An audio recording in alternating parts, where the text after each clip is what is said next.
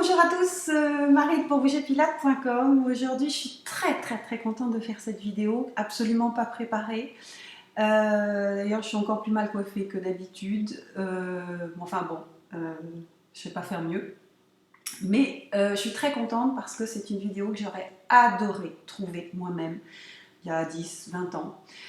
Pour mieux comprendre un certain nombre de symptômes que je rencontrais, que je n'arrivais pas à traiter du tout, qui m'ont généré beaucoup de complexes, de culpabilité, et puis surtout qui m'ont fait rater beaucoup d'opportunités, de belles opportunités, de bonnes rencontres, faute d'avoir eu l'énergie adéquate au moment où et le bon comportement.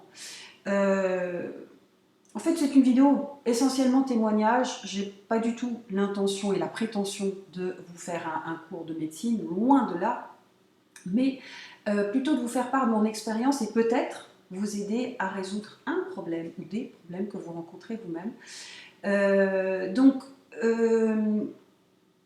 Très récemment, j'ai été hospitalisée en service endocrinologie suite à des problèmes de maux de tête, mais hallucinants, à en perdre l'équilibre. Des problèmes de concentration et de perte d'appétit complet, mais ça je m'en suis même pas rendu compte.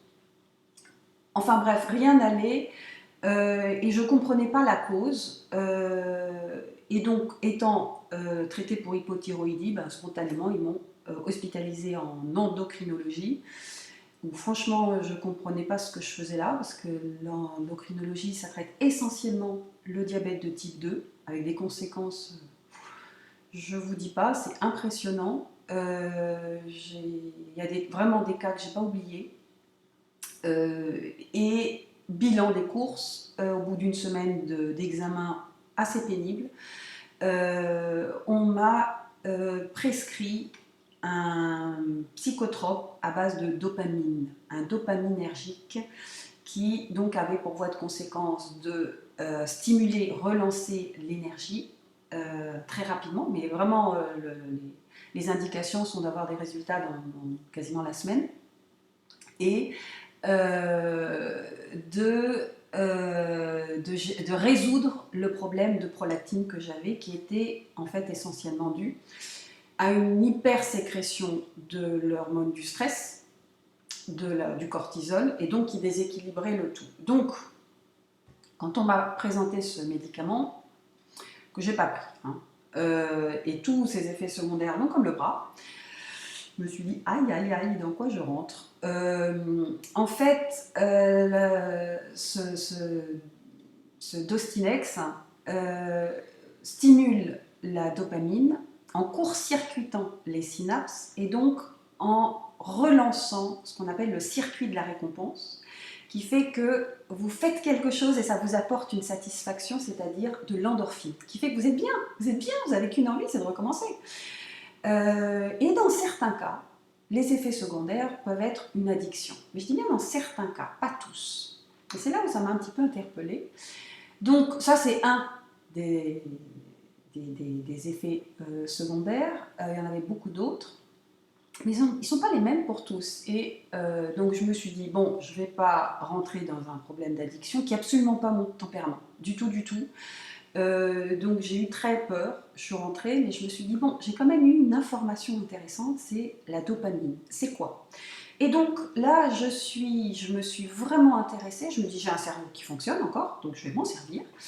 Et je me suis intéressée à la biochimie du cerveau, les neurotransmetteurs et leurs conséquences sur le cerveau, au travers, entre autres, d'un spécialiste américain qui s'appelle le Dr Braverman et qui explique ça assez bien.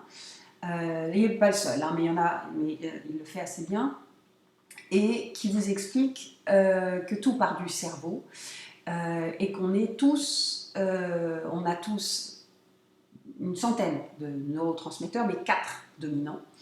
Vous avez les neurotransmetteurs qui sont stimulants, dopamine, action, désir, stimulation, stimulation, libido, enfin tout ça. L'acétoline pour la capacité de se concentrer, d'apprendre et de créer.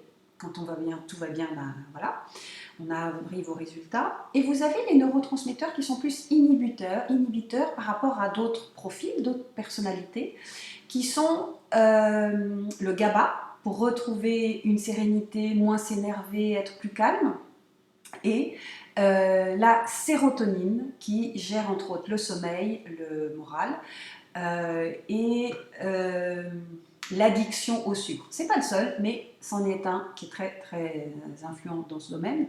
Donc en gros, vous avez un neurotransmetteur dominant, parfois deux, c'est mon cas. Moi je suis à la fois dopamine et acétoline au travers d'un test qu'on préconise, que je peux vous proposer d'ailleurs si cela vous intéresse, pour savoir qui vous êtes et savoir travailler vous-même à résoudre ce problème. Donc en 6 semaines à peu près, donc j'ai changé un petit peu mon régime alimentaire. Comme vous le savez peut-être, bon, moi je me suis beaucoup intéressée au régime paléo pour le concept. Et comme je suis assez disciplinée et parfois excessive, je l'ai fait à fond. Et je pense qu'il ne me convient pas en fait. Il ne me convient pas complètement. Et donc supprimer complètement les hydrates de carbone, dans mon cas, ça ne me convenait pas vraiment. Donc j'ai un tout petit peu changé. Ça m'a bien aidé. Et j'ai eu recours à un certain nombre d'acides aminés qui, en quelques semaines, ont vraiment changé mon état d'esprit, mon comportement et certaines attitudes. Je vais vous donner un exemple. Donc, j'ai beaucoup plus d'énergie, je fonctionne, je suis capable de faire cette vidéo, ce qui n'était pas le cas il y a quelques temps. Hein. Et un autre phénomène qui a généré beaucoup de complexes chez moi pendant des années, que j'ai eu du mal d'une part à m'avouer, à en parler. Quand j'en ai parlé à ma famille, ils m'ont dit mais on l'a remarqué depuis tout le temps. Ah bon, j'étais gênée comme tout. C'est ce qu'on appelle le tremblement essentiel. Vous avez à peu près 2 personnes sur 200, à peu près, qui ont ce symptôme, qui est que quand vous tenez une tasse, un verre, vous tremblez, vous êtes incapable de tenir la stabilité. Et ça génère beaucoup de complexes. Donc en famille, je croyais qu'il n'avait pas remarqué, mais en fait, il s'en était aperçu. Je vous donne un exemple. Vous avez un rendez-vous un peu intime, un peu amoureux, et que vous prenez votre verre, que vous vous mettez à trembler. L'autre en face, il croit que vous êtes super amoureuse, intimidée, que tout est bon. Ou alors que vous êtes... bref. C'est pas le cas du tout.